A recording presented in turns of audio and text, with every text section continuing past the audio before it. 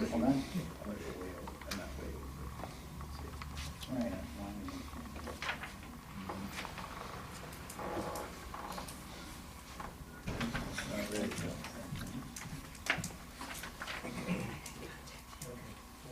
Well, we do have a quorum to start with, so we will go ahead and get started. And if he does arrive, we'll come back to this. But let me go ahead and call the meeting to order. This is the City of Massillon Financial Planning and Supervision Commission meeting, April 19th. We'll convene in just a little bit after 1:30. We have a new secretary for the commission, Robert. Robert Partridge from the City of Massillon. Will be doing duties as secretary effective today. And so secretary, if you would, call the roll. That was Bob Gessner. Oh, was it? Okay, Mm-hmm. great. Okay. Kathy Cazzo Perry, Mayor. Here. Claudette Eisnick. Here. Elaine Campbell. Robert Gessner. He's here, he just went into the restroom. We call his name. Robert Young. He's not here. Eric Steinberg. There's a designee for him, is Jessica Dragar. Quentin Potter. Here. Judith Hendricks. Those are not commissioners, so you're through the list of commissioners. Roll call is for commissioners. And if you would please. Bob Gessner. Yes, here. And Late. wonderful. And actually, now that Mr. Gessner is here, one point of order is that we don't have a quorum for the previous meeting minutes, but we do for February 7th meeting minutes. And so what I'm going to do is hand those out and give everybody a minute. They should have been distributed at the last meeting, but then we get the vote on them. So.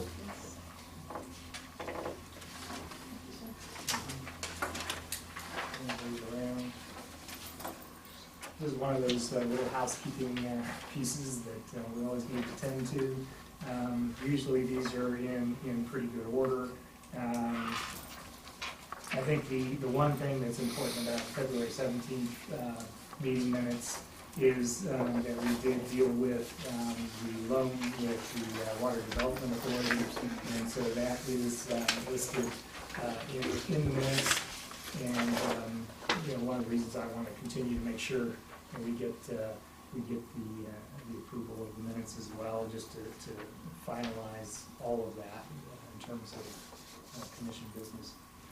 Are there any comments then regarding the minutes?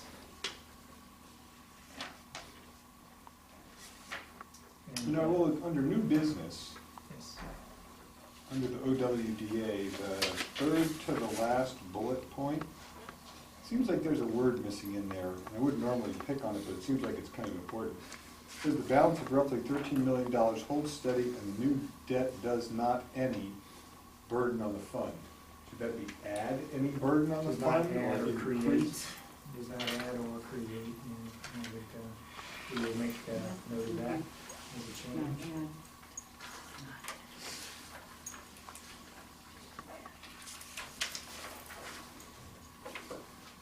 Very good. Thank you, Mr. Gessner. Because that was one of the stipulations Yeah. before approval of that loan. Any other comments?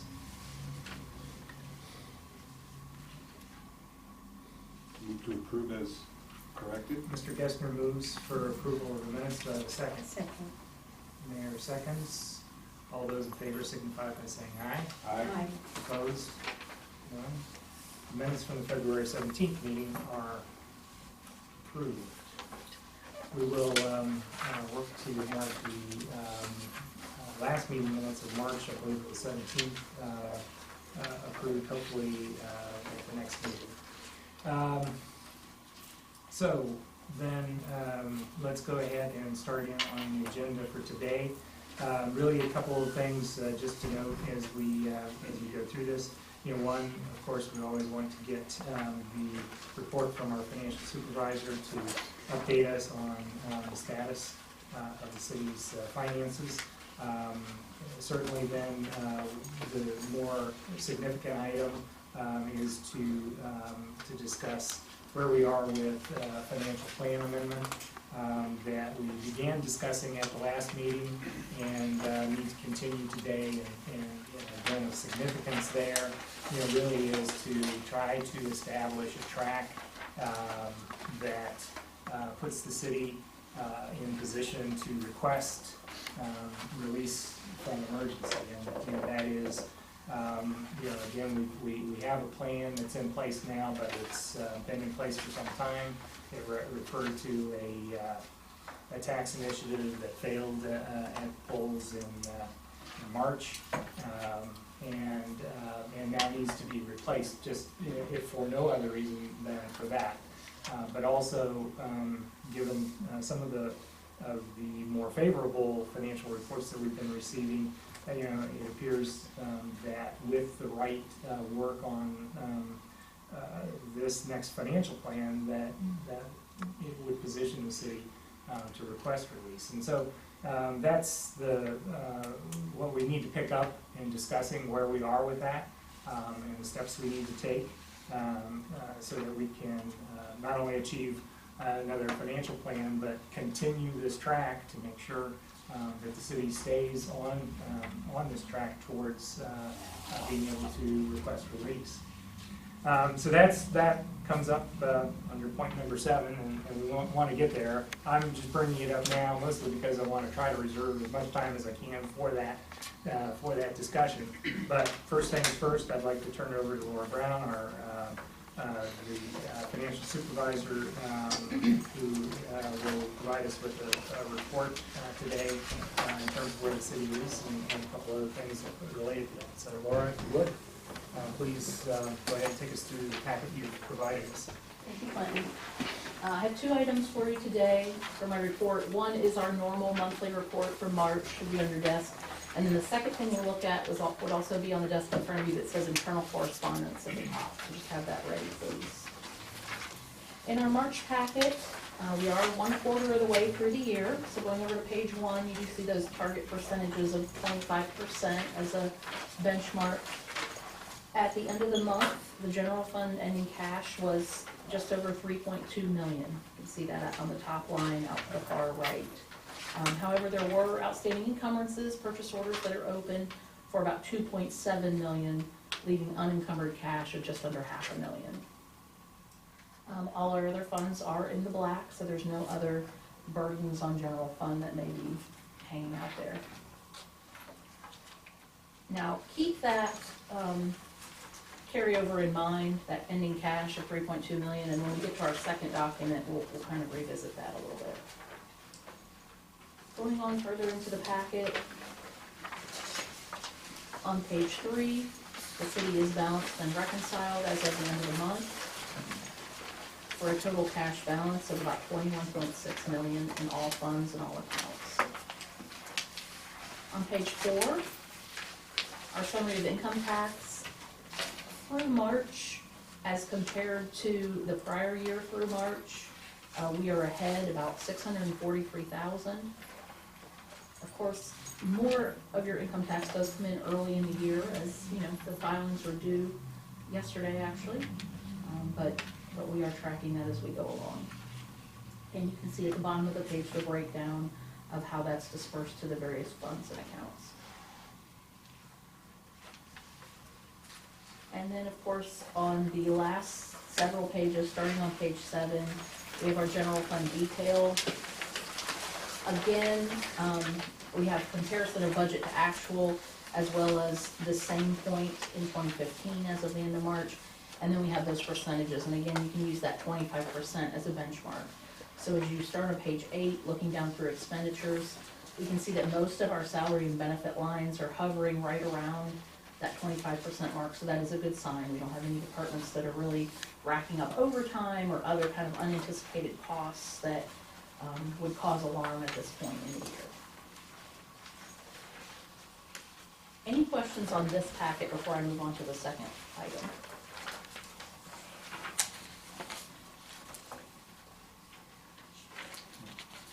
Again, I guess going back to the summary at the start, so I mean, basically what all the detail quantifies is, once again, that we're running ahead of schedule to the tune of 28% versus 25% on revenue, and on expenditure, we're under budget by a comparison of 25% to 22%.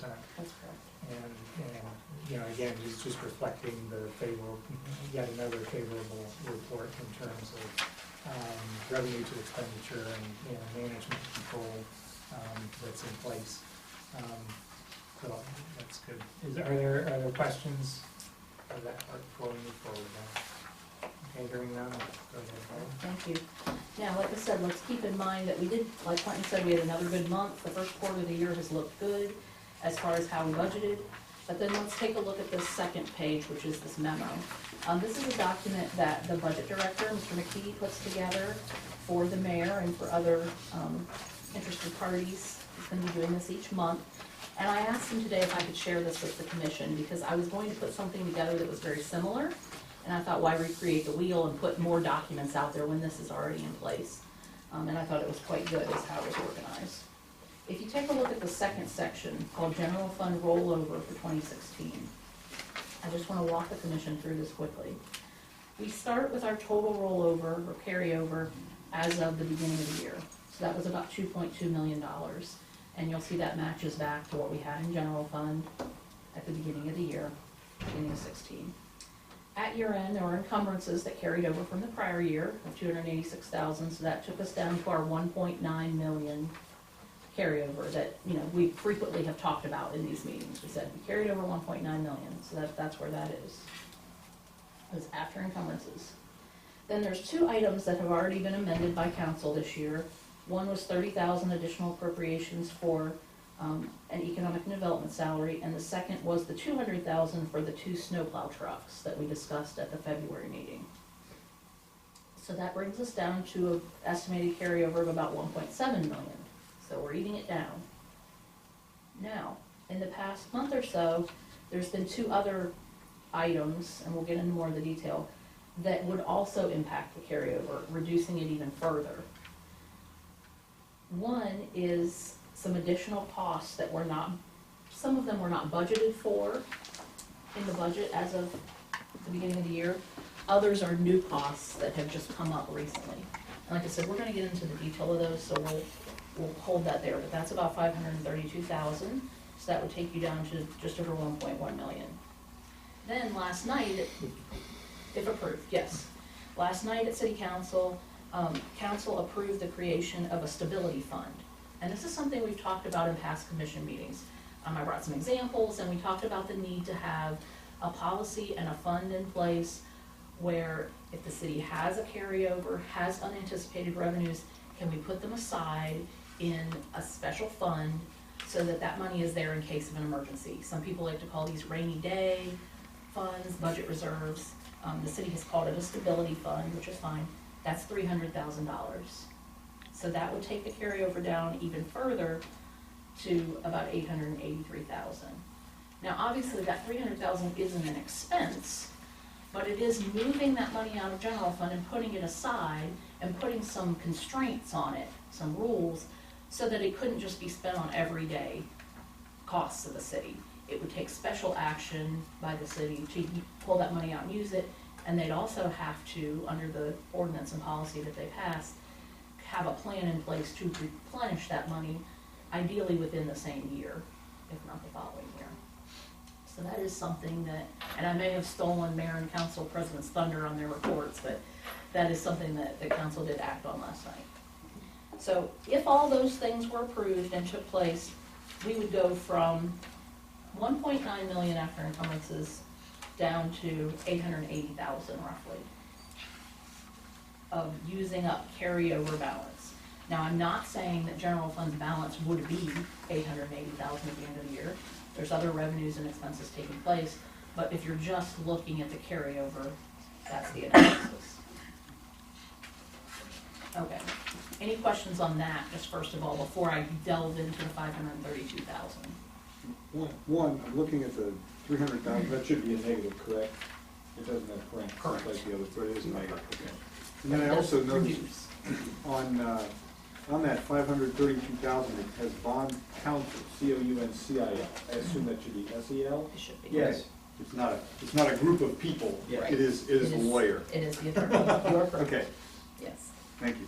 Laura, that also needs to include the payroll upgrade. That was omitted from that line item, that 532,000. Right, and we're gonna get into the detail of what's Okay. in there. And those were some of the things there, but thank you, Jane, that's correct.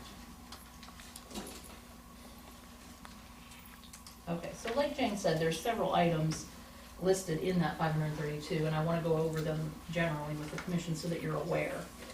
Some of them did get approved at the council meeting last night, and some didn't, so let's talk about that. Some of those that did, there was about 100, this is just the general fund piece, but there's about 128,000 for workers' compensation. And this was something that, for everyone in the state, Bureau of Workers' Comp has changed the way that they are billing. They went from billing behind to billing ahead. Most of the time when you buy insurance, you pay at least a month ahead, and then you have coverage for the following month or year, whatever it may be. In the past, BWC didn't bill that way. Your workers worked all of 2015, and then in early 2016, you received an invoice and paid for that back coverage. Because they switched the way they were doing things, they gave the cities and other local governments a credit of 50% to help with the transition, because otherwise you would have paid twice in 1 year. In doing so, they sent out some information that was a little bit confusing. I went over it with the city auditor's office. So when the budget was put together in 2016, only 50% of the total was put into the budget, rather than 50% of 15, 50% of 16. So we were short for workers' compensation. That's a bill that has to be paid. We have to have workers' compensation insurance. So that amount was approved by council, that, like I said, roughly 127,000. So are they gonna keep catching up over a period of years to where you're paying for all of the current year in advance? As of the end of 2016, you'll be caught up. For 2017's premiums, you will pay in advance.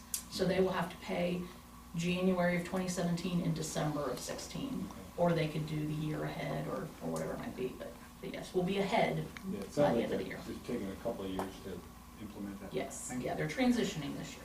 So that's something that has to be paid, that was approved. Another item that has to be paid that was unanticipated is some accumulated sick time and leave time that has to be paid out to retiring employees. When a budget is built for the next year, city will usually look at who do we think is going to retire, who's likely to. Let's get their leave balance, their pay rate, let's calculate a number. Well, that number was a little low for this year. And we had some more folks that have come forward and said, hey, I'm getting ready to retire, I'm gonna need my leave accrual. So that was $150,000 additional that needed to be budgeted for that, and that was approved last night at the council meeting.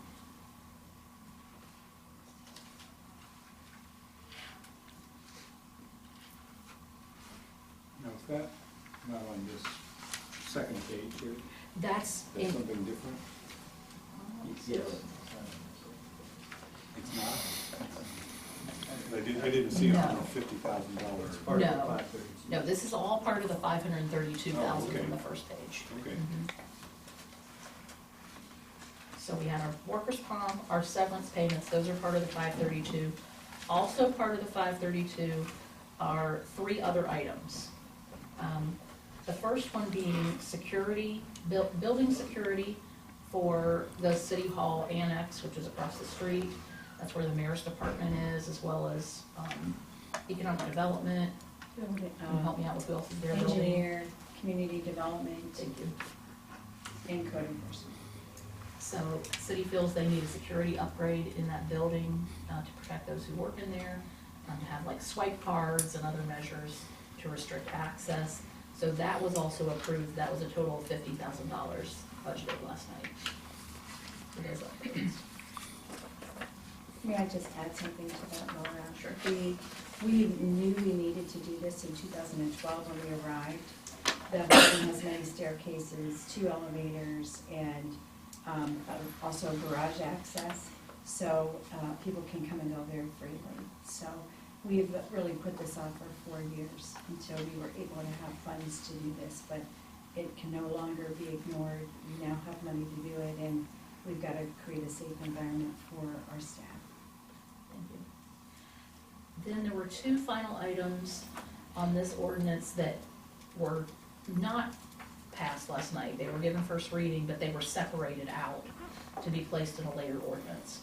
And those 2 were, one was what Jane spoke about, a software upgrade, a new payroll system for the city auditor's office, which would allow for employees to do their time cards instead of doing a physical time card, to do things online, make it more computerized, which should create some efficiencies, not only in all the departments as people are approving time cards and doing paperwork, but especially in the payroll department and the city auditor's office.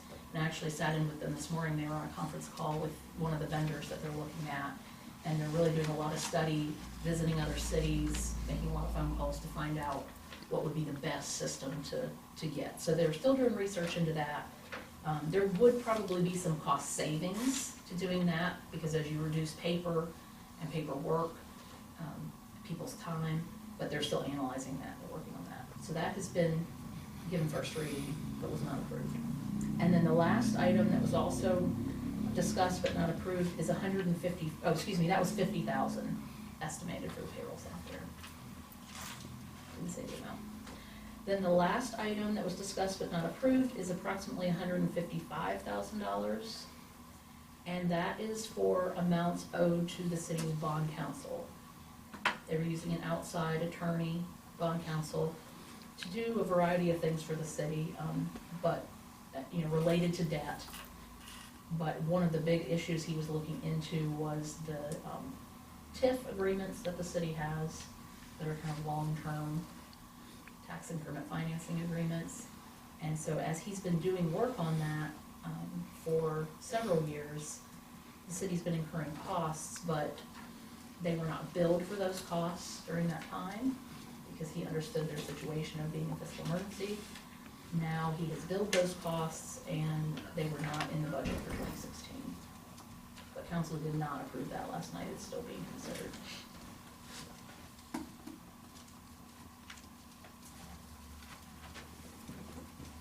So what the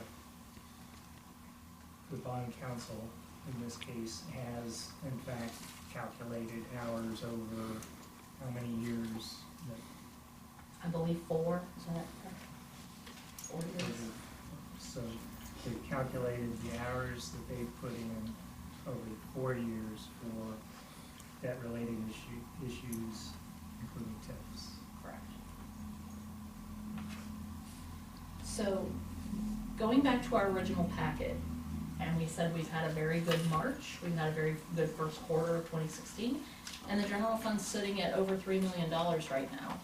That tells one side of the story, but the other side of the story is there are these costs, some of which the city has already incurred, like bond counsel, some of which are things that must be paid, such as workers' comp and leave accruals, and then other things that are upgrades that the city is looking to do, such as security and payroll software. So there's a kind of a mixed bag here. And then in addition, the stability fund of the $300,000. If, again, all these items were approved by council, all these items are done, it reduces that initial carryover from the 1.9 after encumbrances all the way down to the 883.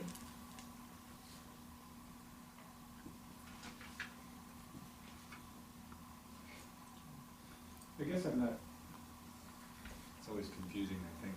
I mean, the ending cash, end of March, cash is 3.2. The unencumbered cash balance is less than 500,000. Right. So I'm not sure this is only talking about rollover and doesn't really take all of the encumbrances other than those that were at the end of calendar year 2015, so. Right. Do the outstanding encumbrances, is that just, I guess what you don't include to offset that is what do you anticipate receiving in receipts in coming months? Correct. So as Right. long as the budget shows we can expect income received that roughly matches encumbrances, then really you can keep keying on that ending cash as something that's gonna keep Right. And marching forward. Mr. Gessner, if you look at, right before the ending cash column, there's the ending budget column. Right, And you see that's about 1.8 million. And what that column means, just to go over for some of those who may not have been here before when we discussed it, is that takes the beginning cash balance, that 2.2 million, adds in our estimated revenues of 19, subtracts our estimated expenditures of 19.4, and arrives at the 1.8. So that gives you an idea of if we got every dollar we're expecting, if we spent every dollar we're expecting to spend, we'd end at the 1.8. Okay, so encumbrances are not included in that, or are they? They're not, the outstanding encumbrances currently, the reason that's so high is because many of the larger items like utilities, they may do a blanket purchase order early in the year, and then they spend down on that as the year goes. So when we get to year end, that's why at year end encumbrances were all the way down to 286,000, because not only have those blankets been spent, but they also, the city auditor's office works with all the departments to say, well, let's close out everything that's not absolutely needed to roll into next year. That's where the difference is. But that's why I like to use the end of year carryover, that 1.9 million, as our benchmark of if we continue to add to expenditures, if we continue to appropriate more money, then where would we be? The other thing that can factor in, like you said, you're gonna receive revenues throughout the year. If you get more revenues than the 19 million that we originally set as our benchmark, then some of these things won't hurt your carryover as badly. But at this point, that's an unknown. Okay, so really a lot of the outstanding encumbrances are, I guess they're not being included correctly under an accrual basis. Right. If we were accruing expenses, those would be divided by 9 and 1 per month in each of the next 9. Right. But the city's on a cash basis, so they just sit out there until used. Okay, got it. That makes more sense, thank you. You're very welcome. And then is, along those lines, you were referring to the ending budget number. Yes. Does that mean that what has been increased in the budget already against the roll forward, mostly the trucks, but it was a little bit more than that, the economic development piece and the trucks, so 230,000, is that now included in the budget number and then reflected in the ending budget number? It is. In the annual budget of the 19.378, that includes the trucks and the economic development that were already approved by council. And so this 18, or not 18, I'm sorry, 1.862 million roughly translates to the rollover of year now, it's at 1.715 number. But But there- with there's the a- encumbrances, it's right, a there's, little different. there's Mhm. some other things that explain, but that gets me to a closer number, understanding too. Exactly, and so next month, when we have our packet, the things that council's already approved will get added to that budget figure, the appropriations figure, and so that ending budget number will then become smaller for general fund, because we're anticipating to spend down more of the carryover. Any other questions on these items that I can answer?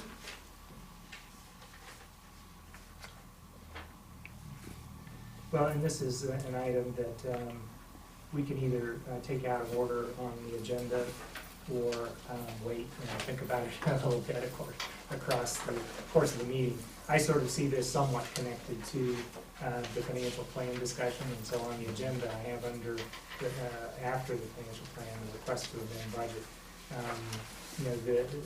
Again, this is a situation where under while the city is in emergency, this commission is supposed to review any expenditures and review and approve any expenditures that would be over and above what's in the current financial plan. The current financial plan refers to the budget that you have in place, and then so therefore these expenditures are not within your current financial plan. And so that's why it needs, to this degree of spending, needs to come to the commission, for, essentially approval of an amended budget in advance of, an amendment to the financial plan. One of the reason I structured the agenda the way I did was to get all these reports in, including this information, maybe hear from, get the remaining reports from the mayor and council president, and then turn to new business. I think we need to incorporate a little bit of discussion on the financial plan, and then also turn our attention to this particular spending item. That's the way I'd like to pursue it, if there aren't any objections from commission members. Is that okay? Sounds good. All right. If I would, could then please, Mayor, if you would, provide the report you have for us today. Okay, thank you. Really, Laura pretty much took everything I was going to say about the items that council approved, as well as those that they divided the question and gave first reading to. So those are things that occurred last evening. And again, I already spoke upon the reason for the safety within our office. I will like to let you know that we did have a gentleman that approached our office, and this is how serious this is. And I wasn't in the building at the time, but the safety director was. The gentleman began crying. He was in Army fatigues, and Joel is a retired police officer, so he did pat him down because this gentleman was distraught. So it is very important that we have security measures in our office so that we're screening people before we let them in the doors. So that is one of the main reasons why we've gone forward with the security plan at this time with the financial carryover that we do have. The budget stabilization fund, the auditor and I worked extensively on that with our budget director and SSD and deputy auditor, and that was $300,000. We took that to council last evening, which was also approved, and we felt pretty confident that that is the right place to start. Not that that's going to be where we end, and that stabilization fund can be amended at any time as our revenues increase. And that is in the forefront of all of our minds, is that we hope that that is going to be an issue for our future. I did really appreciate Mike and Laura presenting this today, because this is something I was going to discuss. We have been given to the public, and this is something I take very seriously, to give accurate numbers to the public.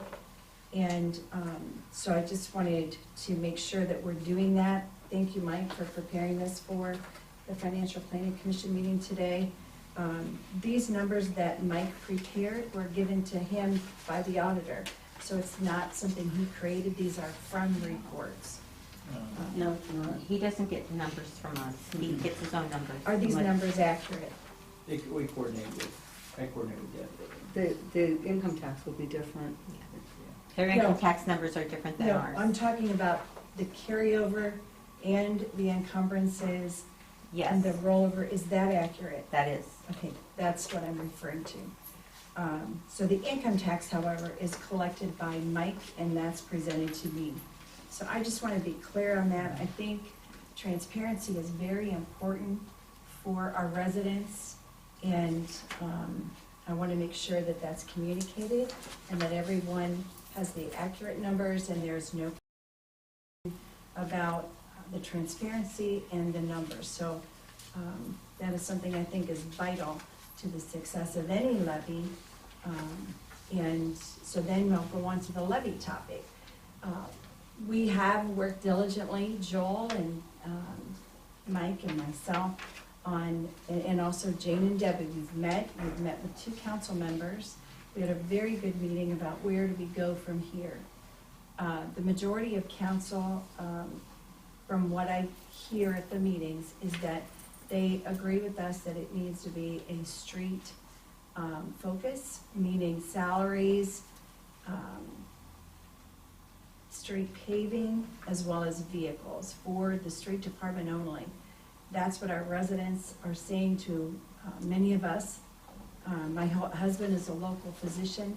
That's what he hears in his office as well, is that they'd like us to focus on the roads. So we're trying to listen to the comments of our residents and so present something that they would come out and support. We've looked at a levy for, to go on the ballot in August, which would be an income tax increase to the 2%, all the money going to the street department, and putting a 5-year measure on it so that the residents will have the opportunity to give the city a grade, if you will, as to how well we've done. Did we say we did what we were going to do? And if we have, then you have the opportunity to renew it. If we haven't, you have the opportunity to take it away. So that's what they're discussing right now. I think we spent about an hour or more last evening, and we hope to be able to have this accomplished. The deadline is May 4th to get it on an August ballot. And I think that's about everything for right now. Is there an August special ballot for any other items in Massillon? Not at this time, This would be a single issue correct? election. Does the city then have to pay for that? Correct, Okay, do you have any idea what that costs? 26,000. Okay. That's upfront money that we have to pay that right up front.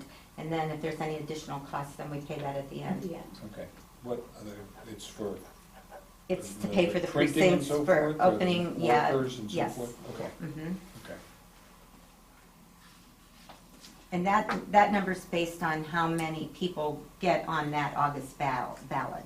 So if other issues come up for that August ballot, then that's split up. So the 26,000 would be split as well?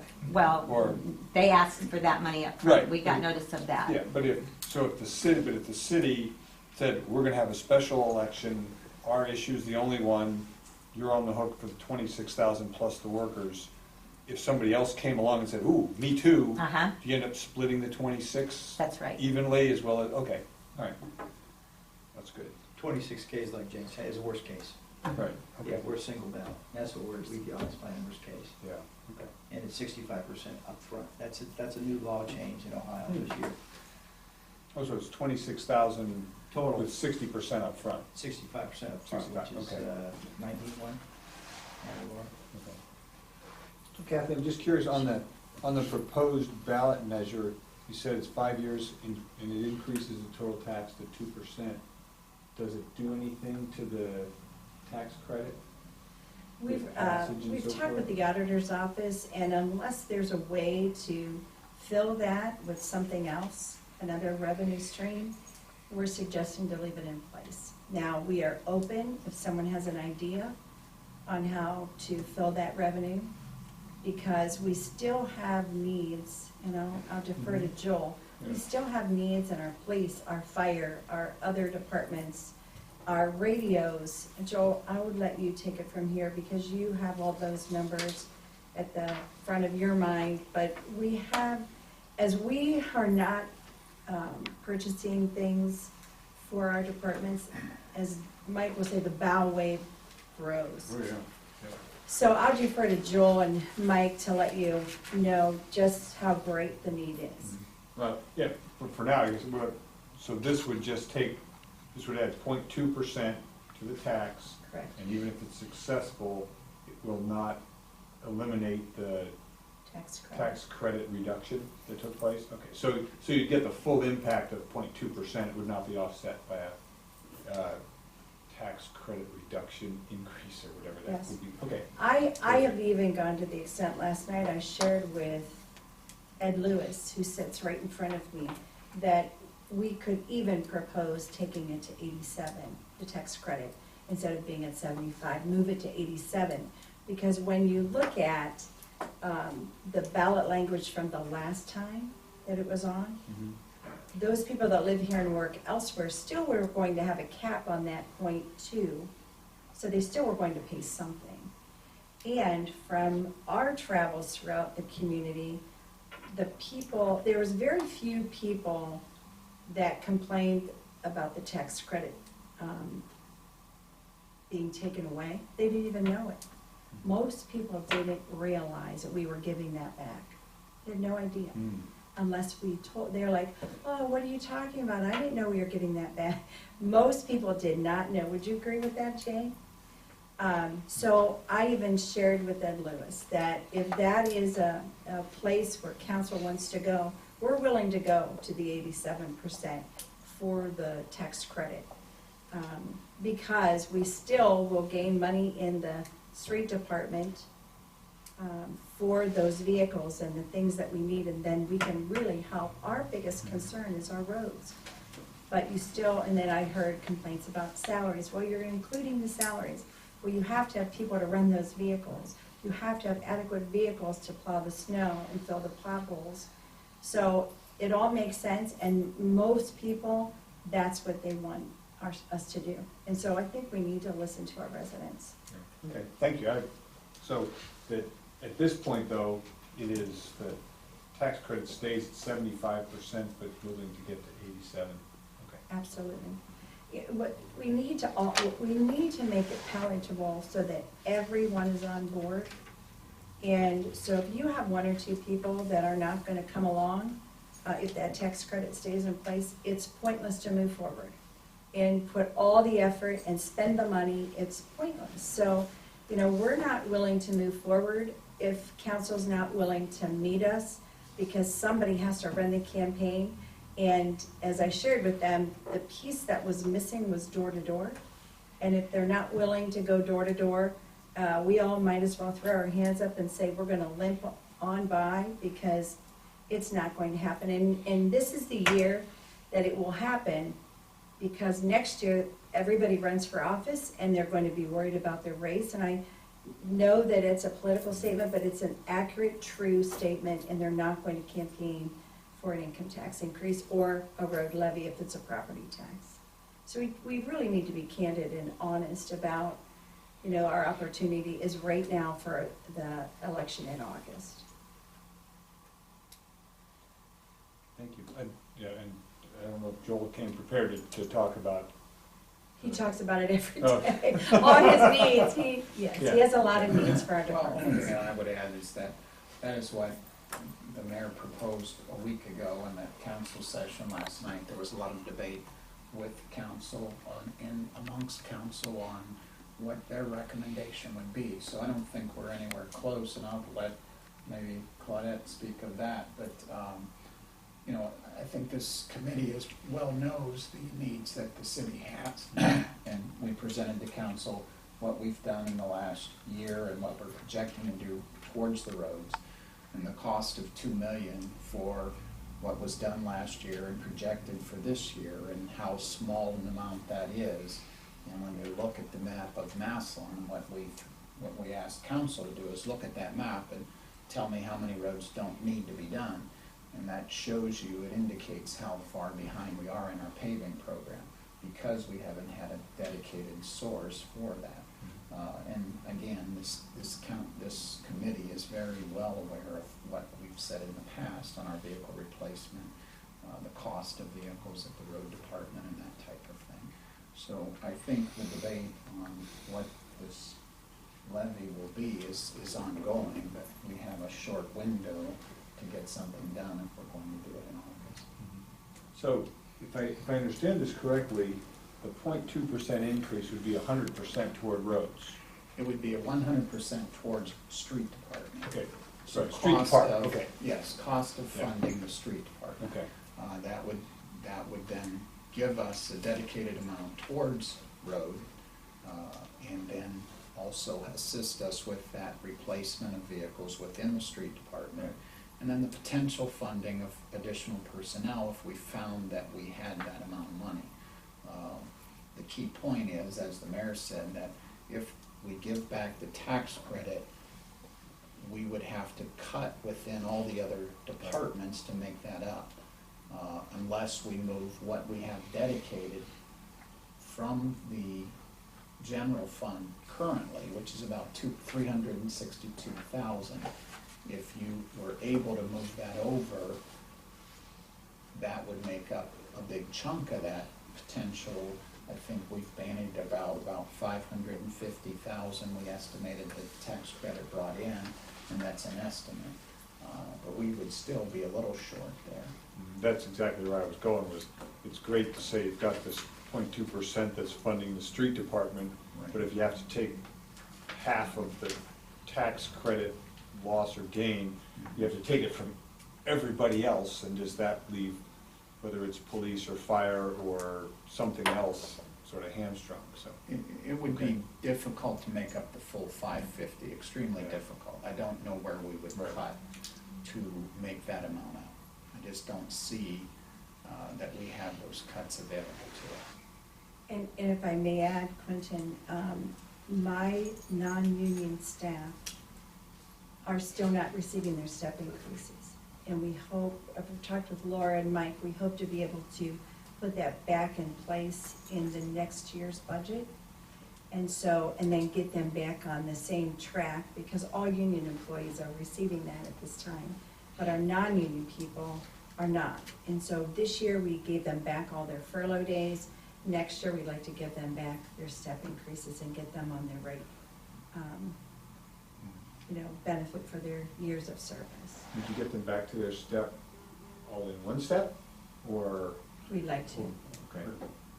It would be much easier to do it all in one step if it's affordable, and we haven't started on that budget yet, but that's what Yeah. we'd like to do.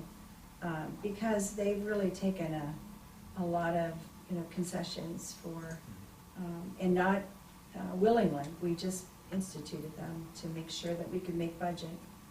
It's time to get that back. Thanks for that information. Mayor, do you have anything else for your report? Okay, thank you. Really? Council President? Really, what else is there to say? We talked on the 11th at our committee meeting in great detail about this. After our council meeting last night, we met additionally and talked about it. And what they're all telling you is correct. Not every council member, but many of them came up with, what their constituents are telling them. A lot of them want the 360 to stay there and have this 0.2 increase to go in on top of that. And then we're hearing, well, we really need to take that 360 and move it someplace else. It's kind of like, in my opinion, what the lottery did for education. We're gonna give all this money to schools, but then they take the money out of this pot, put it over here, and then the lottery money fills the hole. So, they want the 360 and then the 0.2% on top of that. The tax credit, a lot of people are saying they really want that to go back to 100%. So we're still looking at a lot of things. Paul came up with some numbers last night. I know that Paul and Laura are gonna meet. Some of the council people wanted numbers from Laura. They didn't want it from any other department, they wanted it from Laura. So they think a lot of your credibility here, giving us the correct numbers, which we're sure is gonna coincide with what, we're hearing. We meet again next Monday, and if we don't get it accomplished then, we know we'll have to have an additional meeting because we do have that May 4th deadline coming up, and we do need to get that done by then. Very good. Any questions? All right, then let's move forward. Thank you.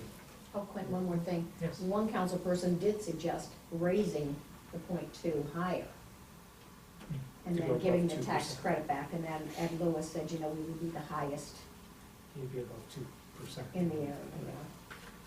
Which is sort of that Yeah. line. Okay, all right.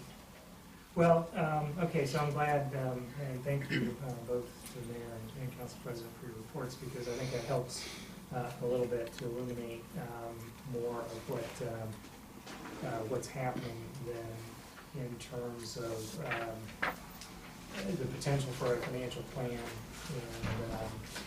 and amendment, and that as well as some additional information to reflect on as we look at this request to amend the budget. Those are the two things that I'd like for us to turn to now.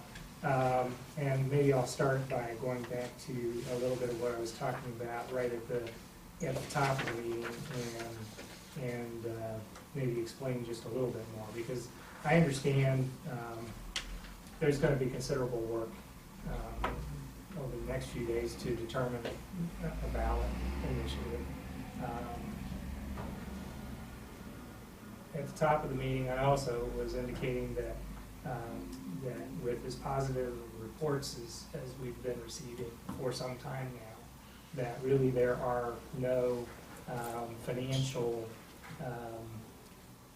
emergency conditions remaining in Massillon. And so we went through this at the last meeting to talk about how there's no negative balances, there's positive balances, there's no overspending revenue. In fact, there's slight amount of underspending of revenues, and how that puts the city in a favorable position financially. When you think about a city that is in fiscal emergency, what you usually see is something's negative or going negative, or some other issue that really presents itself as a significant financial risk. And part of what I'm reflecting on as I hear all this is that there are still needs that are potentially being unmet, are unmet at this moment, and that the city is struggling with, in terms of, okay, what do we do now? How do we do this? And that's the discussion about going to the voters again to ask for additional funding. So basically, if this commission is to do what it's supposed to do, we really should be working toward how, as any commission would do in this situation, how do you move, in this case, Massillon, to a position where it can request release from emergency. And certainly there's benefits in doing that. I understand that the charges from the auditor's office are not that great right now because of the way the Ohio Revised Code is written. It gives entities that are in fiscal emergency a pretty considerable discount on their service, but that begins to go away over time. And so that's one incentive to be thinking about in terms of moving out of emergency. Obviously, the other is,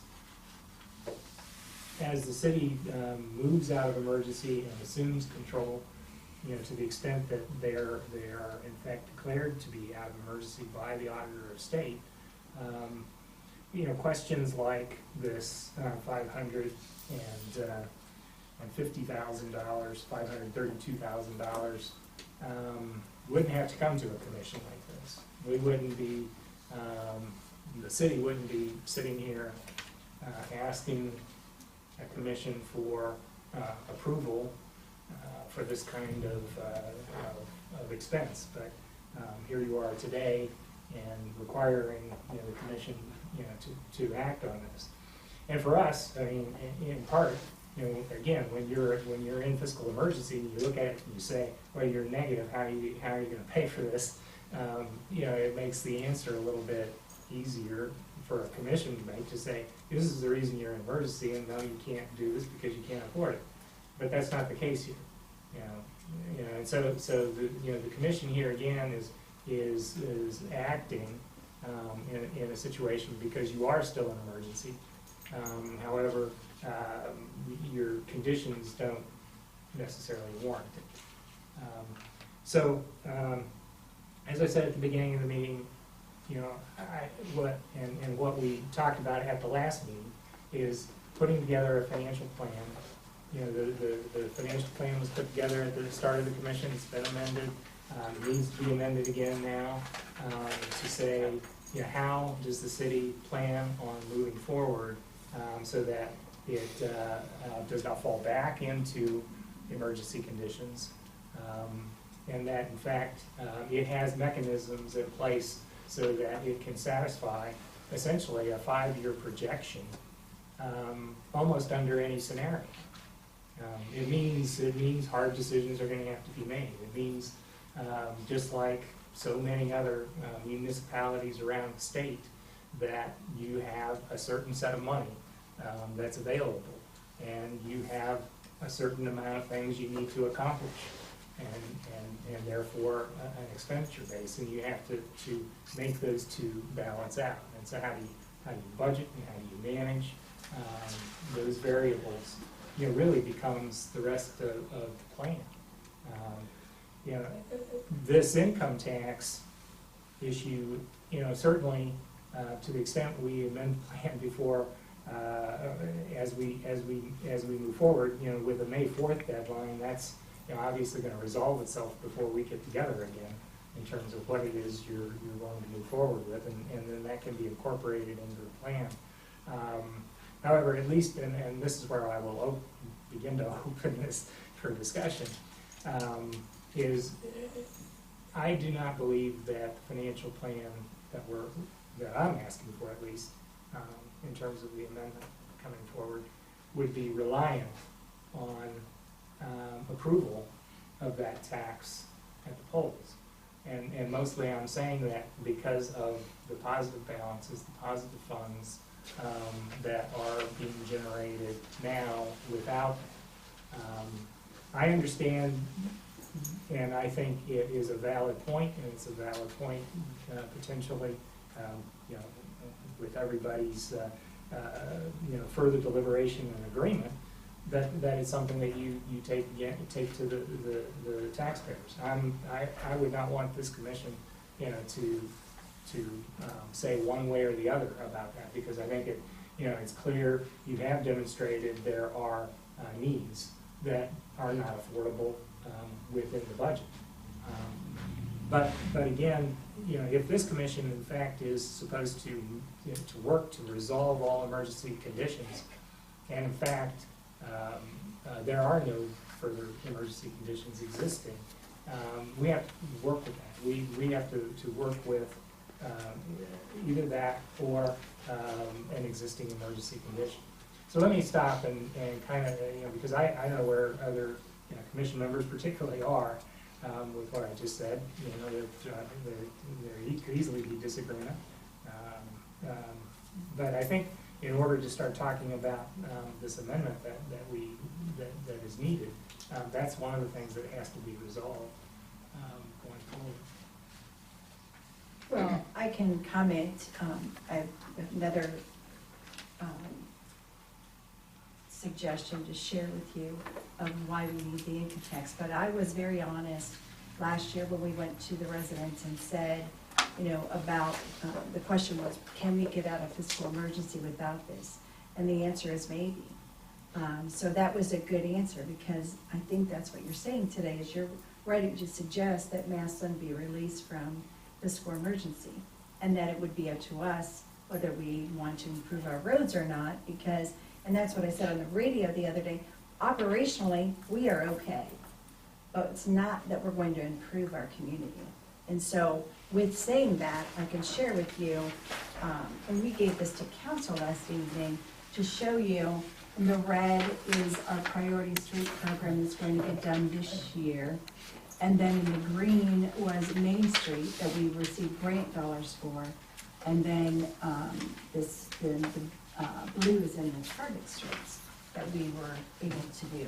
So the rest of those streets on there, if we do nothing, our city can limp along and we can do some streets here and there, but it's never going to be healthy as far as good roads in our city. So I'm fine with doing, nothing if that's what our residents ask us to do, but that's not what they're saying. They're saying, we want our roads fixed. And I can't produce that. Joel and Mike can't help me produce it with the funds that we have in our revenues today. And there are so many needs for our police cars, so we need police cars, fire cars. I know we have several plows that still need replaced that are just breaking down. And so I agree with you. I think we're financially stable. I think we can operate, but I don't think we can create a healthy city. And so that ultimately is the question on what do we want to do for our residents? You want to stay status quo and continue to have, your roads filled with potholes and only be able to do, a handful a year? Or do we want to create a program where the residents are proud of where they live and want to stay in Massillon? So I'm the leader here. I think we need to do the roads for our residents. I guess the question is that I'm positioning here is that as you think about amending the financial plan, and we need to keep our attention on getting that done, that you see a path forward, whether the tax passes or not. Correct, I do. And so you would be able to begin to articulate that in a plan that this commission would be able to review. Again, I'm not thinking, this is, for me, this isn't happening next meeting even, except for maybe, starting to glue the pieces together and get a good first review of what, where we're headed. But I'd like to see, again, a plan that puts these pieces together and says, here's how we will operate, and how we will budget, and how we will manage, whether it passes or not. If it passes, great, because then this looks a lot better. And that's what I've asked Mike to do. I've asked him to create a 5-year plan where we don't ask for it, and a 5-year plan where we do ask for it, and we receive it. And then we'll be able to show you, and that's really what we did last night, because a lot of even our residents don't understand $1 million, what does that get you? And you look on here like, oh my gosh, that's not very much. So we want to create a realistic picture for our residents and for council as to what they actually get for the dollars that are placed on our roads. And I think you can still clearly make the case.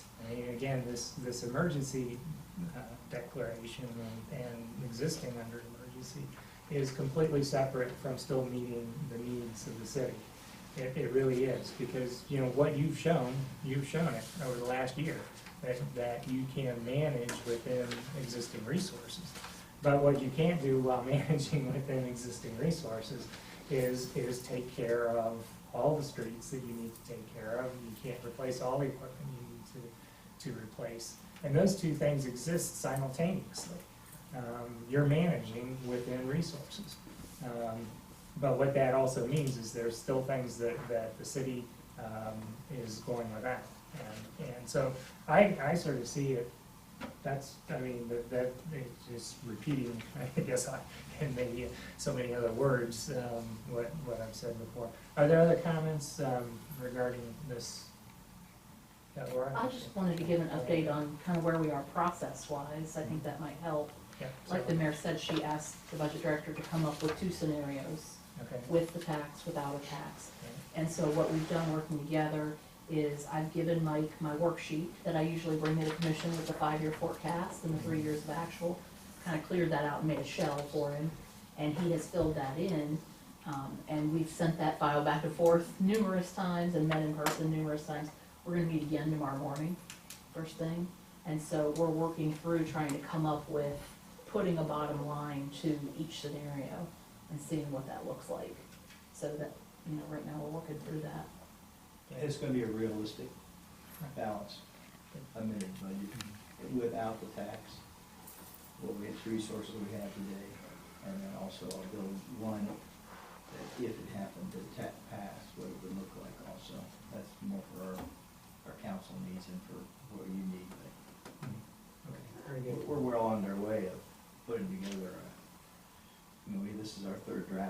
of an amended budget. So by the next meeting, we'll, basically have two things. There will be, some degree of resolution on what's happening with ballot. There will be this 5-year forecast. I guess, to me, the third step is beginning to draft out then again, sort of the ongoing budget management elements, if you will. One of which I think, we need to turn our attention to here toward the end of this, next item up, which is, approval, you're setting aside a rainy day fund, and these expenditures. But I think, that's an example of something that should be in the amended plan, that you're invariably, there are gonna be things that come up that you didn't budget for. It happens. And so you need to have a plan for how you deal with that. Part of it is rainy day fund. I think one of the other sort of best practices, if you will, that I've seen used also is, because again, and I'll characterize it this way. One is that, you could save $300,000 for a rainy day fund is not a whole lot of money for an entity this size, for an enterprise this size. It really is a pretty small amount of money. It's not going to take a lot. It wouldn't take a lot Like what, 1.5%? to go through that. Right. Yeah, it's not much. Yeah, and I, noticed in writing down some of the other things that, that's coming up as an unexpected expense is the leave accrual, that, people cashing out. And one of the practices I've seen used is that you begin to, you get some historical information on how much leave accrual has been over, maybe 5-year period. What's the high, what's the low, and maybe set aside either the high or the high plus, 10 grand or, something like that as an accrued leave fund, so that once you have that set aside, you don't have to worry about yet one more unexpected expenditure. So that's just an example. I'm not saying do that in your financial plan, but I think it's an item that you probably ought to, you could take into consideration as a way of, again, doing budget management around unexpected expenditures as an example. But the way the ordinance is written right now for the rainy day fund is that they will put an additional $30,000 in each year subsequent, 10%. 10% of the original. Okay. That seems pretty low. 30,000 is not a lot of money each year, but they can amend that anytime. They can choose to transfer additional dollars. So that's something that I know Mike's been working in the different scenarios that he's been building is, if you do a little better than that, put that over there. Right, and I think that's, you can do that with a lot of different items in the budget. Obviously, there's a range of things, but and I don't know that the financial plan needs to spell out, certainly in dollars and cents, but I think strategy for dealing with that is something to put in there, because I think that's the comfort level that this commission really needs to have. Because we, obviously now I'm talking probably a couple, 3, I don't know where, I don't want to set a date yet, but at some point we're going to need to come back and say, okay, here's this financial plan amendment, and approve that, hopefully. And then secondly, at some point then, if that sets the stage release, we need to have the comfort level that that financial plan, coupled with continued reports like we're getting, equals essentially our approval, our saying, yeah, okay, let's go for release. Because then from there, it still needs, it gets all packaged up. Laura has some work to do. It goes to Columbus. Because once again, then it is the auditor of state that takes you out of emergency. I don't, this commission doesn't. I don't. Yeah, Laura doesn't. It goes and it's a decision for the auditor of state, and so you want that to be, part of my job though is when we say, yep, let's go for, we're approving a release here, is that it's a pretty darn solid package that's going there, And I think all the elements are here, it just need, but it definitely needs some work here to bring them together, and put that, plan forward. So basically, three things again, that I understand that hopefully we can at least get updates for, at the next meeting, if not, some degree of completed product. One is, the 5-year, forecast. We'll know the results of where you're headed with the ballot, and how that might, or might not be incorporated into the financial plan. And then, sort of the ingredients of a financial plan in terms of the budget management strategies that the city will employ, one way or the other, again, as it relates to passage or non-passage for the tax initiative. So if we could have that for the next meeting, I think that's a great next step for us to take. And then we'll go from there, because possibly then by the next meeting, we could be looking at a financial plan amendment that we would want to put in place. And then we make decisions about the next step, which again, are we ready now? Do we have everything together in terms of looking possibly at release? But all this, these are steps. Let's take them one at a time. Like I said, I don't want to say when, because we need to take the steps first, see where we are, and hopefully we're there. The question, that interesting discussion, because I see that there's this notion of letter of the law and spirit of the law. The letter says this commission should do what it can to get the city, to release the city from fiscal emergency. It seems like the spirit of our commission should be make sure the city is fiscally sound, even if we have to stay a little longer or whatever. And that sort of raises the question to me of, is there a benefit to the city in terms of passing a levy to be in fiscal emergency? Does it help make the case for an increase in taxes if we are, if the city is in fiscal emergency? And I have no idea if there is or is not a benefit there, but it makes me wonder, does it make a better case to pass a levy to say we need this to get out of fiscal emergency, as opposed to the flip side of the people saying, why do you need this new tax? You're not in fiscal emergency. Right. Well, So I I think don't know that's if what's the politics of it might become important. Along with, and we didn't discuss the second page of this, there are some pretty significant items there, if I'm reading this correctly, that there's 80,000 in the capital improvement fund, but there's an unbudgeted 200,000 for this year, and another 1.2 million in the next 5. And I don't know how that's going to impact the potential sort of the 5-year budget or plan that's coming out. I don't know if those things are vital, if they're optional, if you're just trying to include them. Because as Kathy has said many times, and said it just now, we're okay under the current conditions, but as she's already said, we've got vehicles that are deteriorating every day, we have more roads than we can fix, we have the non-union staff who need to have their step increases back.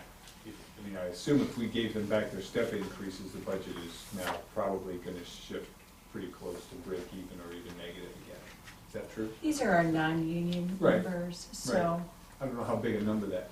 we're gonna find out that number as we go through our budgeting Yeah. process. And if it's too large, then we piece it back, but Right, my guess is it's not gonna be as large as we think. okay. It's been 4 years, so, and it's 135, they get that step increase. So, Years some or percentage? years. Year, okay, year one, okay. And then there's more, but that, just as an example. Right, a year. But that then, so that if that person started in 2012 at 1 year, it's now 4 years later, now it's time for their 5-year step. So they've Right. missed, they'll just get their 3 and jump to their 5. Yeah. So, Which makes it a little bit increase, larger, yeah. but it's not as much as you might think. Okay, yeah.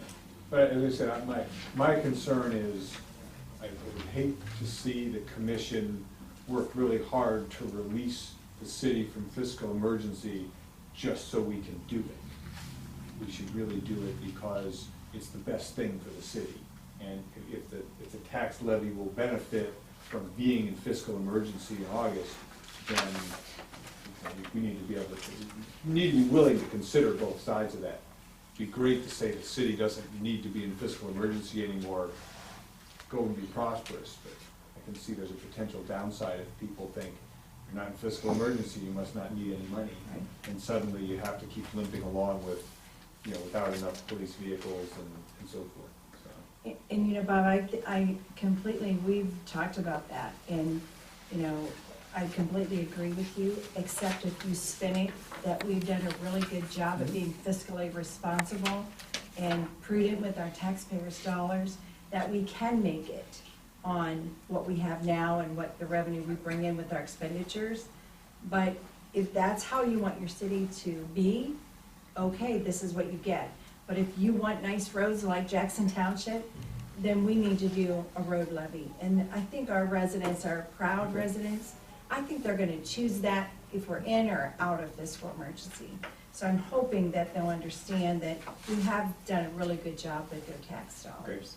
I just want to make sure we're considering that there may be benefits to being in fiscal emergency vis-a-vis the passage of a levy, and wouldn't want to Yes. ignore that in the consideration. So, okay, thank you. Just to add to that, I'll just suck politics right back out of it and throw it out the window a little bit. Let's say at the May meeting, we had a wonderful 5-year forecast that looked great, and then at the June meeting, the commission requested termination or release from fiscal emergency.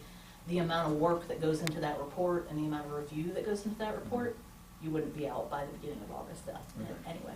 So my gut feeling is the city will be in fiscal emergency at the August election. If there's a levy on, if there's not, it wouldn't matter, just from the timing. But I think too, we need to be honest with our I agree that residents that's a and say, hey, consideration. we're almost out, but this will really make us healthy, Yeah. Yeah, I think there's a good chance we could still be here in August. So it sort of becomes a moot point if that's in fact the case. But, I think, again, to not be working toward that and achieving the comfort level that we need to, we won't be ready. And I would hate to keep the city in longer than really it needs to be. And so,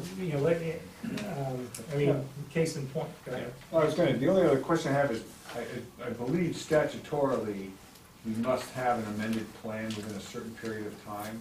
Do we have a bogey for that date by which the plan is Right, approved and presented to us? the statute that you're referring to really is based on a required plan. And Right. so at 120 days from the formation of a commission,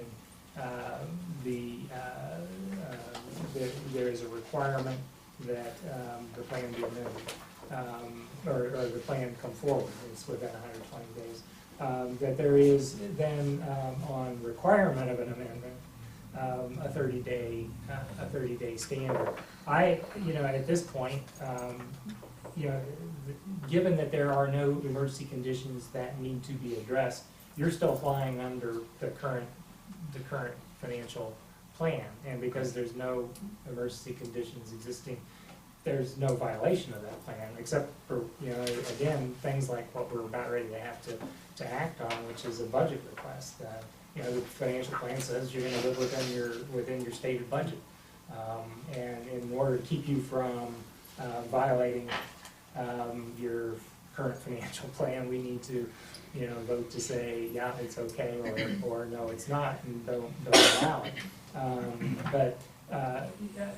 I've not invoked a requirement for a financial plan amendment, mostly because I feel, two things. One, legally, is, your current plan works. It has the requirements, of a balanced budget. There isn't anything in there left for you to have to do.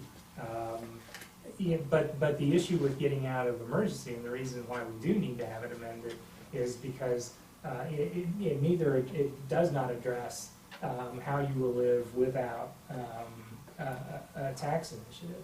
there is, in the current plan, there is the tax initiative. It didn't pass. You're getting ready to put another one on the ballot. It might not pass either. Hopefully it does, but it might not pass either. And so for this commission, I think what we need is a plan that comes forward that either way, it survives. The plan survives. It's resilient. It says, that here's how you will do things without the tax. So Mr. Kestner, I guess, it may be considered a parliamentary procedure or whatever you'd like to call it. I've not invoked a requirement. Okay. I just thought that the failure of one of the elements of the plan caused the requirement for the plan to be amended, but if you say that's not essential. If it's substantial, it does. Okay. If there's a substantial need for a plan amendment, it does trigger that requirement. Because you don't need the tax that was not, in order to stay out of emergency. The tax was not passed in March. You don't need it to stay out of emergency though, and so therefore it's not considered a substantial item. And so, but having said that, neither can we at this point really seriously engage in any kind of discussion about release. I mean, we could talk about it for something that could happen after taking steps. One of which would be, let's get the plan amended so that it's resilient into the future. It gives the commission a comfort level that when we send this off to Columbus, that there's enough in there that says there are budget management strategies in place for dealing with the potentials as you pointed out. Again, the reason I refer to it sort of as budget management strategies is because there are going to be things like this, and you're saying projected new 17 items here, and there's a big list. What we need in the plan is not really specifically how you're going to address every single item. It is strategically how do you move forward, living within your means, living within the revenue and expenditures. That's what every city does, and what this city is doing actually, and doing fairly well. But because you've been in emergency, because we need this plan amendment, we need to have that in writing, so that's what goes to Columbus. So, Yes, thank you. okay, sure. Answer just one last thing. This report's the first time you're seeing this, Bob, and what I do is the budget director is, for the mayor's perspective, those big items that we haven't budgeted, to keep them at the forefront. Are they a 16 item or are they a 17 item? For instance, radios. It's a FAA mandated, we gotta have new radios. It's a bill. And ask for it, it's mandatory. So we start to budget for that. We start to put that on our list so we can think about that and start budgeting for that. So all these items get in our budget, if we can. Right. And we can make, but it keeps them in the forefront.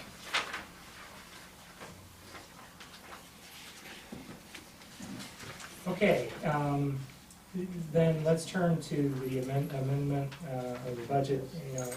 My assumption is we need to have we need to work on a proposal for,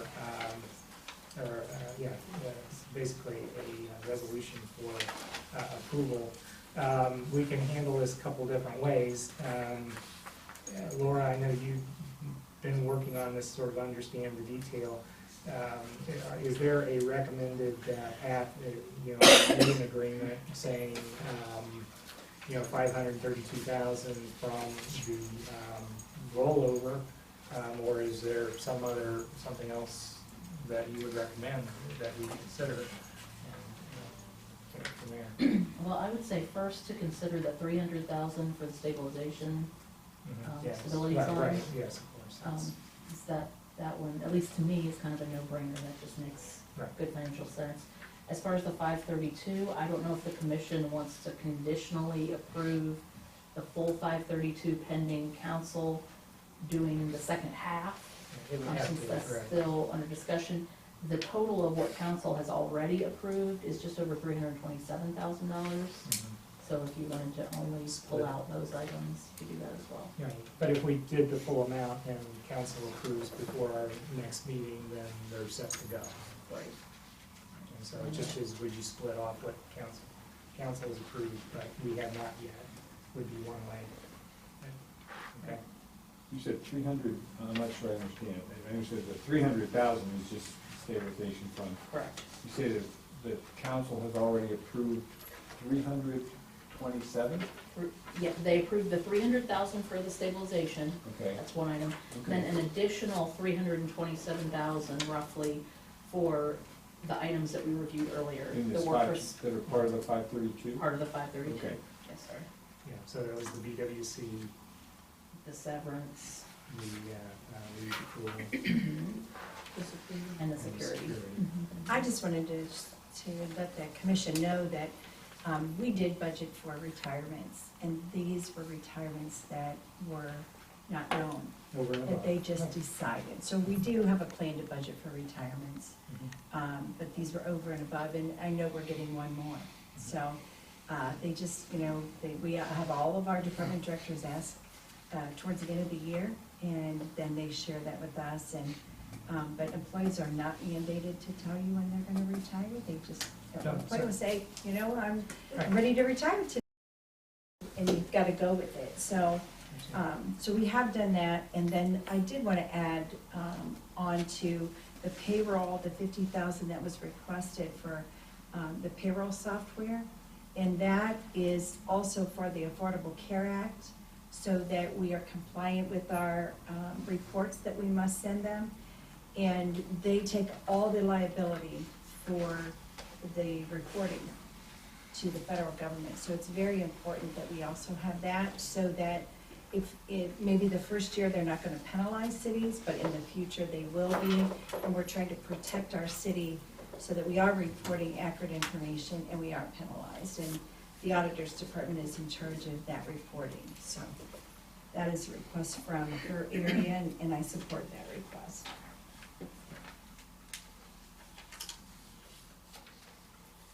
So basically, what we can separate this in two. We can approve only what council has approved and not even consider what council has not approved. There's a variety of things this commission can do right now.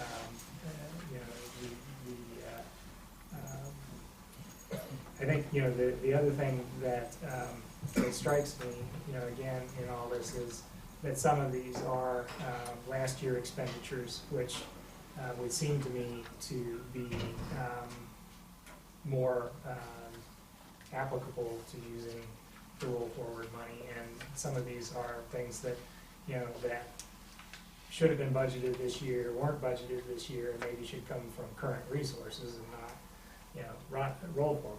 That's the only other distinction I can see here, and I don't know that it makes that much difference, because we're not talking about really large sums of money by the time we start splitting it up that way.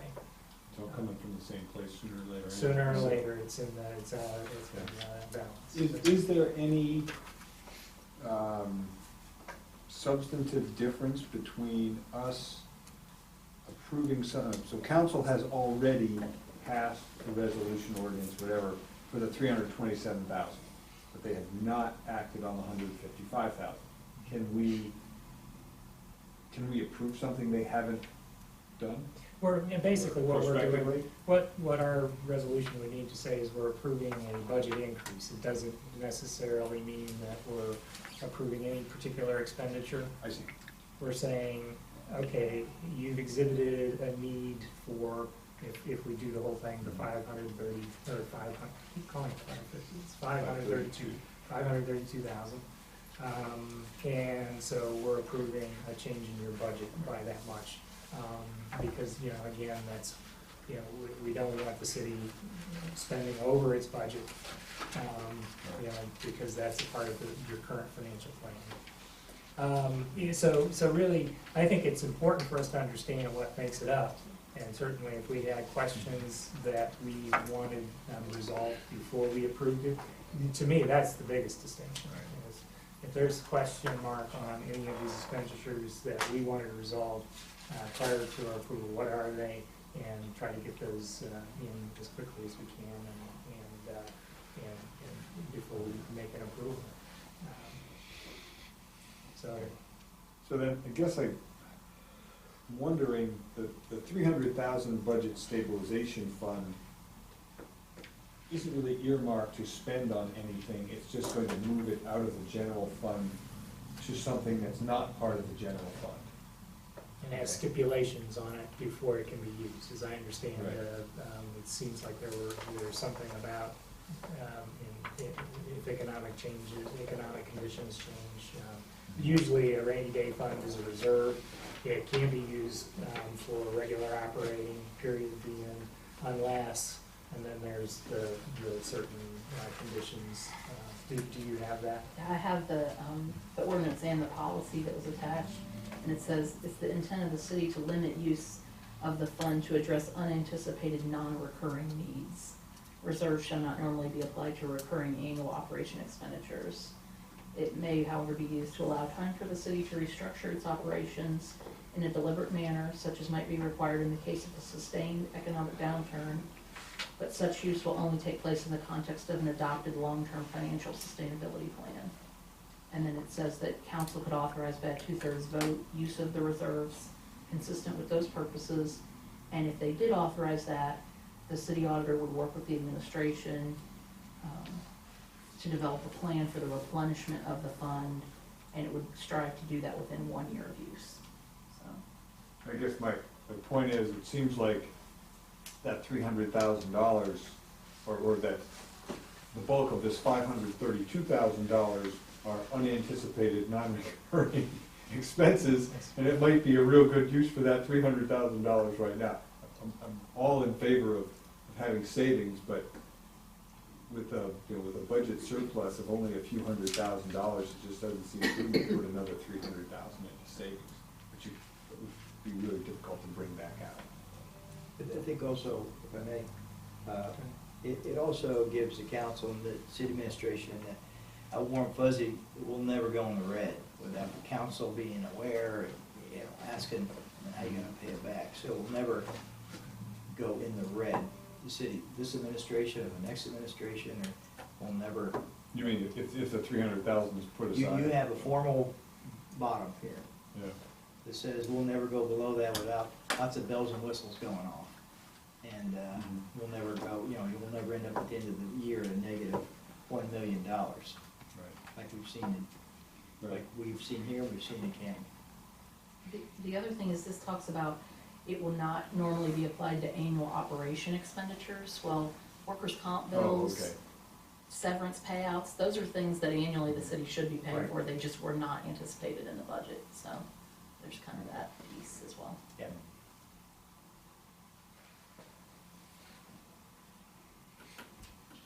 Other discussion?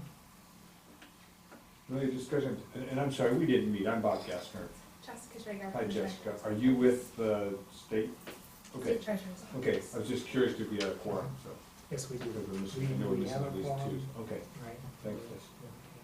We actually, we'll need 3 votes for passage, and we're set there.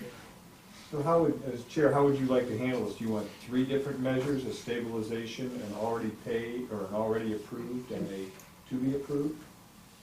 Well, let's do I think, let's stay where you were just a minute ago with the stabilization fund, because I think it deserves a separate, Okay. approval. It's different, it's much different. And this is a measure that you want to see a city take to build a rainy day fund, stabilization fund. I guess you're calling it general stability fund. It's good, that's fine. So let's, I would like to take that as a resolution, and would I really need a motion? I'll make the motion. A motion by the mayor then to approve placing $300,000 as approved by the council into a general funds stability, the general fund stability fund goal. Do I have a second? The council president has seconded the motion. Is there further questions, discussion prior to vote? Secretary, I'll need to do a roll call vote on this. This is not a voice vote, so if you prepare for that. Mayor Kaiser Perry, Yes. Claudette Eisnick, Yes.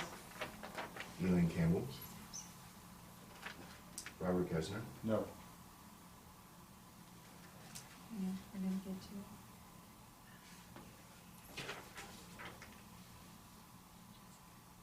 Jessica it. Gregor, Yes. Quentin Potter. Yes. That's everybody. Okay. So the motion is approved on a 4-1 vote to place $300,000 into the general fund stability fund. The next item then, Mr. Gessner, I think is where we probably have a little more attention to, do we want to split that between what council has already approved or take it as a whole, really, I think are the two primary options. Well, is it, but you said it's not for specific items, so would we have a motion to increase the budget by $327,000 for items already approved, or doesn't it really matter? No, I think, based on, again, based on exhibited need and approaching the council, at least with these other items, we could approve the 532. Or we could take the approach of 327, which means the city would need to wait until our next meeting for the $50,000 on software and $155,000 on the bond council, and we would deliberate again on it pending council's approval. Yeah, I guess that's, what occurred to me was, they haven't decided to spend the money. They could say, no, we're only, maybe they'll make a better deal with bond council and only have to spend $75,000. Those lawyers don't usually go down. Okay, but you're saying that typically all we will do is just say, we approve an increase in the budget of $532,000, whether they've approved it or not. Right, our authority really is around the budget, not, there's No, I know. not, our chapter 118 doesn't say this commission specifically approves expenditures unless there's a lot of other extenuating circumstances which don't exist right now. But we do say you've got to live within your financial plan, and within your financial plan, you have to live within your budget. And they're, before they can do this, they need to have the budget for it. Right. But I guess the theoretically, and I wouldn't put this on council, it's just theoretical that we could approve that 327 they've already acted upon, and another 155,000 they could go out and buy 3 police cars and not pay bond counsel and not buy the software, and they'd still be within their budget. We could pend, in other words, I think there's gonna be a request that comes back.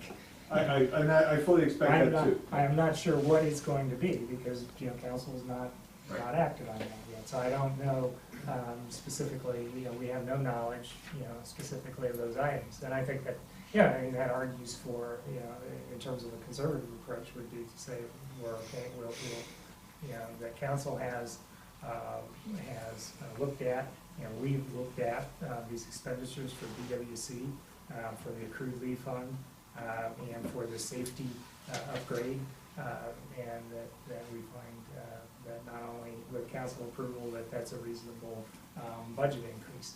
At this point, we have no other, we really have nothing before us otherwise on these other 2 items, other than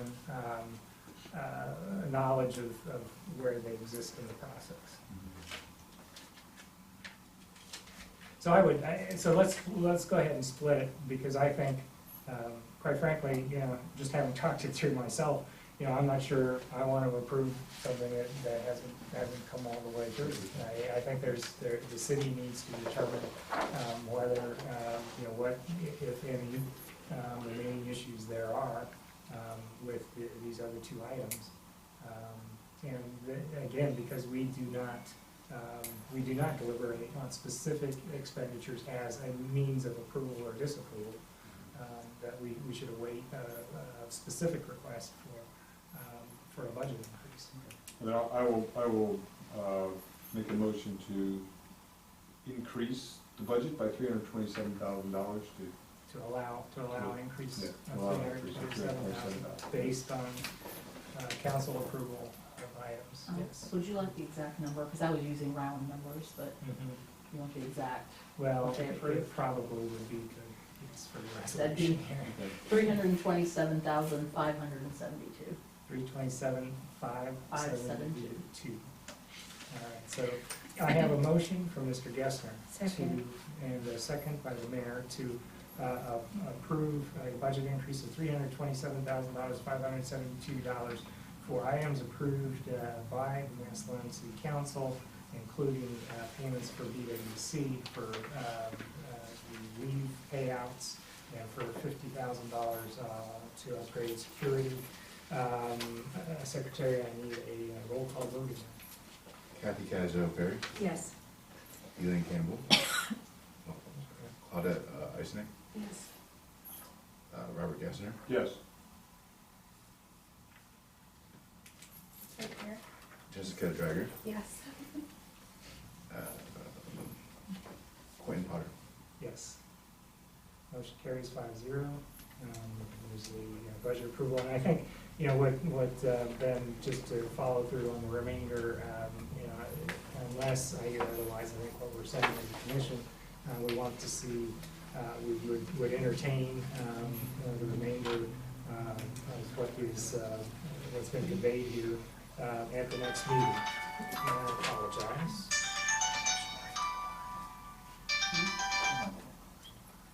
So there's somebody expecting me to be out of this meeting at this point.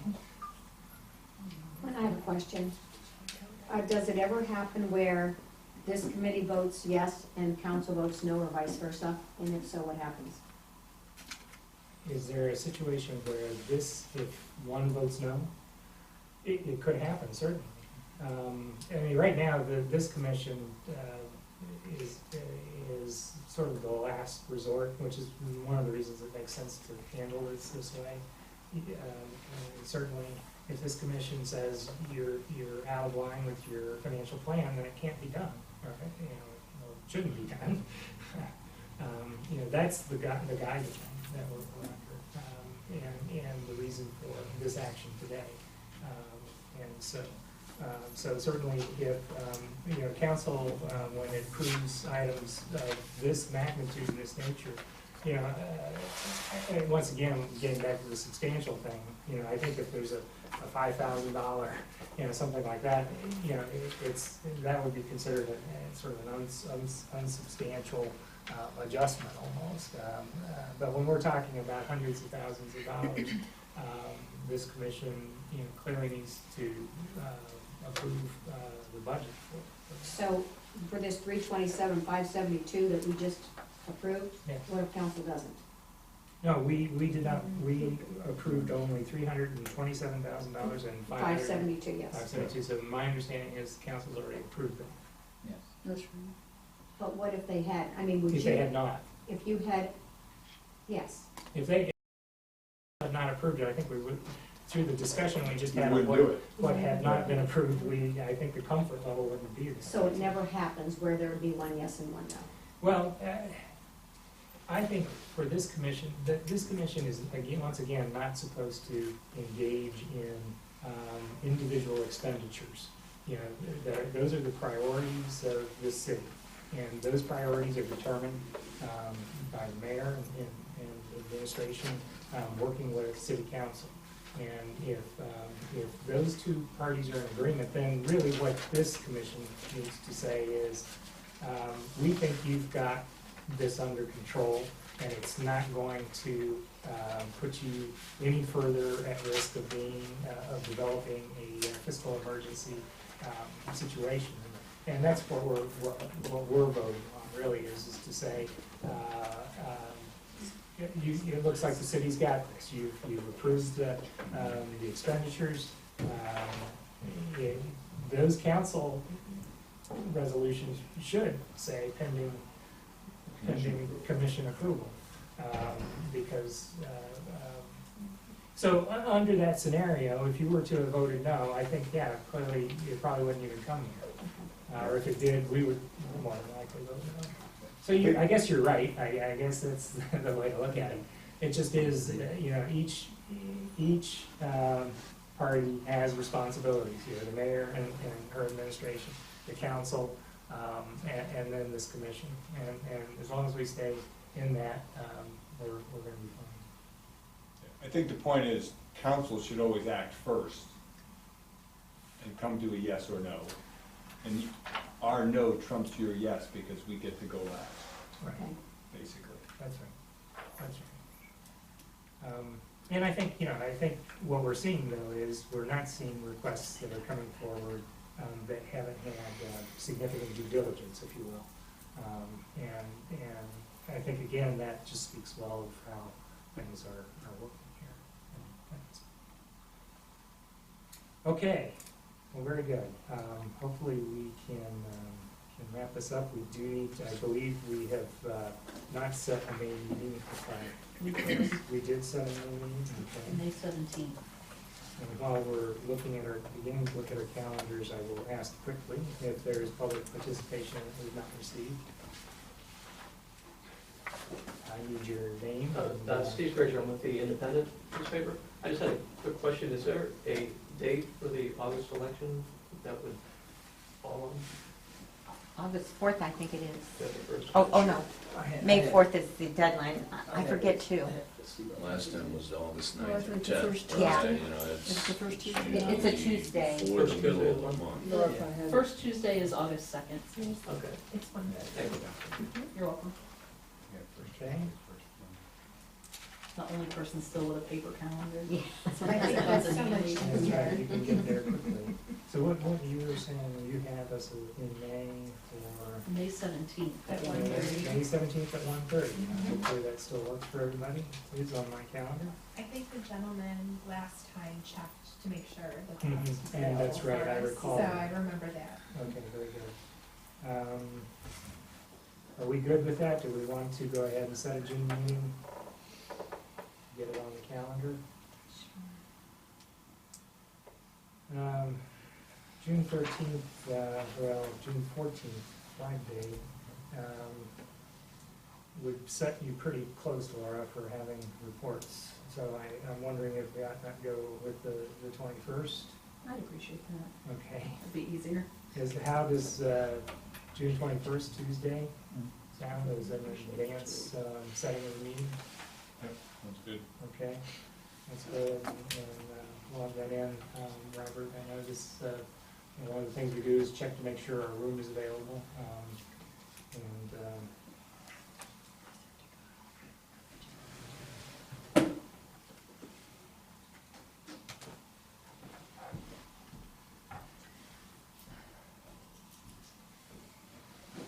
let's see, we're at 1:30.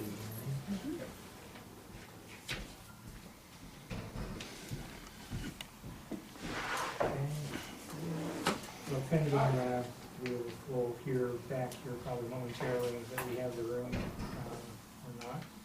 So why don't I just go ahead and, in fact, I can handle the adjournment on a voice vote. Unless there's other items, if there are, hearing none, I would take a motion to adjourn. Mr. Gaskin has moved.